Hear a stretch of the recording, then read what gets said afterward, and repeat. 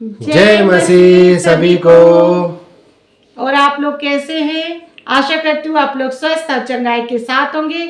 आज हम फिर आए आप लोगों के सामने दुआ, प्रार्थना और विनती के साथ। जी हाँ भाई बहनों, धन्यवाद करते हैं आप सभी का कि आप हमारे सभी कंटेंट को, सभी विषयों को, सभी सब्जेक्ट को सुन रहे हैं, देख रहे हैं और हम ऐसी आशा, ऐसी उम्मीद करते हैं कि आप उस पर अमल भी करते होंगे। तो भाई बहनों, आज का जो सब्जेक्ट हम लेकर हम हाजिर हुए हैं वो इस प्रकार से है। हम देखेंगे पवित्र पाक बाइबल के पवित्र पाक वचनों में कि इंसान का न्याय, इंसान का इंसाफ कौन करता है, किसके हाथों में है और किस तरह का इंसाफ होता है। आज हम जानेंगे पवित्र पाक बाइबल के पाक वचनों के द्वारा कि हमारा जो न्याय है वो किसके हाथ में है। तो जी हाँ भाई बहनों, आज हम जानेंगे पवित्र बाइबल के द्वारा कि हमारा इंसाफ, मनुष्य का इंसाफ किसके हाथों में है। जो हम गलत काम करते हैं, अच्छे काम करते हैं, कोई भी काम करते हैं, एक ना एक दिन हम सबका न्याय होगा। वो न्याय का दिन हमारे जीवन में आना ही है। जब हम इस दुनिया को छोड़ के जाएंगे तो परमेश्वर के सामने हम सभी का न्याय होगा। तो हमारा न्याय का दिन प्रभु ने कब तैयार किया है, हम जानेंगे पाक पवित्र बाइबल के द्वारा। जी हाँ भाई बहनों, तो बढ़ते हैं पवित्र पाक बाइबल के पवित्र पाक वचनों में।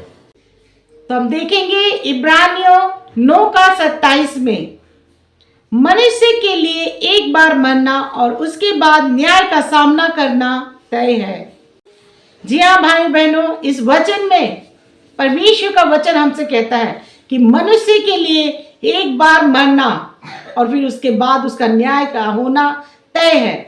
तो हमारा न्याय जरूर होगा, क्योंकि जब हम इस दुनिया को छोड़ते हैं तो हमारा सही और गलत का न्याय परमेश्वर के हाथों में है। उस जगह पे जब हम पहुंचते हैं तो हमारा न्याय होता है कि किस चीज पे, कैसे कामों पे हमने कैसे अपने जीवन व्यतीत किया है। तो परमेश्वर के हाथों में हमारा हर एक कार्य का, हर एक कर्मों का न्याय है, लेखा जोखा है जो हमें देना पड़ता है। तो जी हाँ भाई बहनों, ये शरीर को जब हम छोड़ते हैं हमारी पहली मृत्यु होती है, और जब हम परमेश्वर के द्वार पर जाते हैं तो उस जगह हमारा न्याय होता है। उसके बाद ही हमारा परमेश्वर हमारे लिए डिसाइड करता है कि वो हमें अनंत जीवन देता है या दूसरी मृत्यु, क्योंकि हमारा सही और गलत का फैसला तो परमेश्वर के हाथों में है। तो जी हाँ भाई बहनों, अब हम जानेंगे दूसरे वचन में कि परमेश्वर हमसे क्या बातें करते हैं, हमें क्या बताते हैं दूसरे मृत्यु के बारे में। प्रकाशित वाक्य 20:14 और 15 में, जिस किसी का नाम जीवन की पुस्तक में लिखा हुआ ना मिला वह आग की झील में डाला गया। ये आग की झील दूसरी मृत्यु है। आमीन।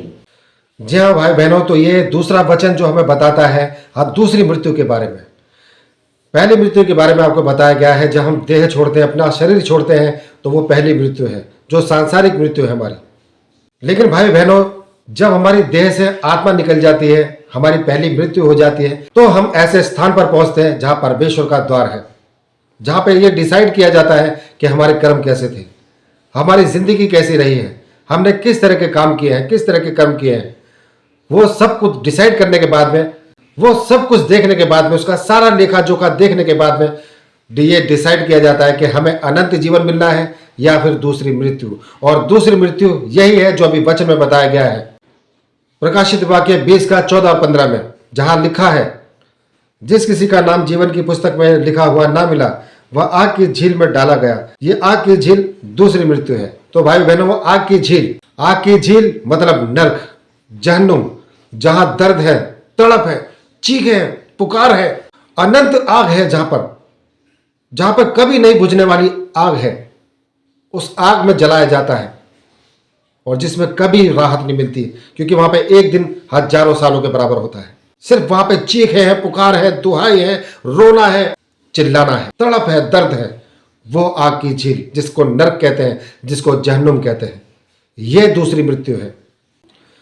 और जीवन की पुस्तक क्या है? जीवन की पुस्तक, तो भाई बहनों, ये जीवन की पुस्तक है, ये सबसे बड़ी कुंजी है और वो है यीशु मसीह। जब तक आप अपने प्रभु यीशु मसीह को सच्चा उद्धारकर्ता अपने जीवन में एक्सेप्ट नहीं करते हैं, अपने मन से, अपने सच्चे हृदय से इस बात को नहीं मानते हैं कि यीशु मसीह सच्चा खुदा है जो हमें जीवन दान देता है, हमें जिंदगी देता है, हमें आशीष दान वरदान देता है और हमें जहन्नुम की आग से बचाता है, जब तक आप इस बात पर विश्वास नहीं करेंगे, आपका नाम जीवन की पुस्तक में नहीं हो सकता है। क्योंकि प्रभु यीशु मसीह आप ही कहते हैं, मार्ग, सत्य और जीवन मैं हूं, मेरे बगैर आप पिता के पास नहीं जा सकते हैं, उस आला स्थान में नहीं जा सकते हैं जहां पर मैं विराजमान हूं, जहां पर हमारा पिता यहोवा यीशु मसीह विराजमान है। इसलिए भाई बहनों, आपको जीवन की पुस्तक में अपना नाम को लिखना है, यीशु मसीह को अपना उद्धारकर्ता मानना है और उस पर विश्वास करना है कि यीशु मसीह एकमात्र सच्चा खुदा है, जो हमें जहन्नुम की आग से बचाता है, हमें दूसरी मृत्यु से बचाता है और हमारे जीते जी जब हम जिंदगी जीते हैं तो हमारे जीवन में बड़े बड़े दान वरदान और बड़े बड़े अचंभित आश्चर्यचकित कार्य करता है, जिसको दुनिया देखती है और हमारे जीवन में गवाहियां बनती जाती है। तो भाई बहनों, आपने अगर जीवन की पुस्तक में अपना नाम लिखवाना है, आप चाहते हैं कि आप उसी आला पाक स्थान पर जाएं, स्वर्ग में अगर आप जाएं इस शरीर को छोड़ने के बाद में, तो आपको जीवन की पुस्तक में नाम लिखवाना है और जीवन की पुस्तक यीशु मसीह है। आप यीशु मसीह को पुकारते हैं तो आपका नाम उस आला जगह पर लिखा जाता है, क्योंकि जो यीशु मसीह को पुकारते हैं, उस पर विश्वास रखते हैं, उसके ऊपर कोई दंड की आज्ञा नहीं होती है, उसको वही आला स्थान मिलता है जो स्वर्ग में है, जो जन्नत में है।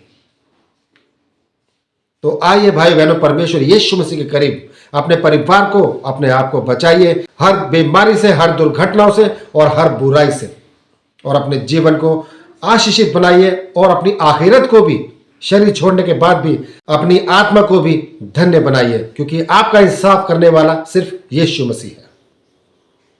तो भाई बहनों, धन्यवाद करते हैं आपने यहाँ तक इस सब्जेक्ट को, इस कंटेंट को सुना। हम ऐसी आशा, ऐसी उम्मीद करते हैं कि आप इस वीडियो को, इस कंटेंट को अपने सगे संबंधियों तक, रिश्तेदारों तक, जान पहचान के लोगों तक जरूर शेयर कीजिए, ताकि वो भी जाने कि प्रभु यीशु मसीह की बड़ी बड़ी आशीष और परमेश्वर यीशु मसीह हमसे क्या चाहता है।